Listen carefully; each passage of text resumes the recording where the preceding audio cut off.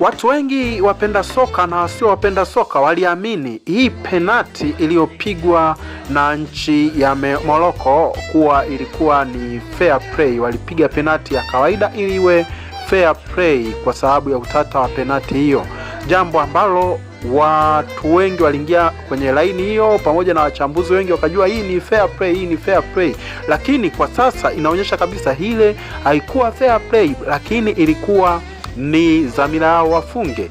Ili ujue hilo, ndio maana pale ambapo shirikisho limetangaza kuwa na ubingwa tunawapa, umeona furaha walioionyesha watu wa Morocco, umeona furaha iliyoonyeshwa na nchi ya Morocco. Kwa pale utajua kabisa kuwa pale walikuwa wanatamani sana kupata kile kikombe, lakini hakikuwezekana, na penati ilikuwa ni ya kudhamiria kufunga lakini ikashindikana. Walifanya vituko vingi uwanjani kwa ajili ya kupata hilo kombe, wasingeweza kufanya fair play wakati ndo mchezo wa mwisho ambao ni finali.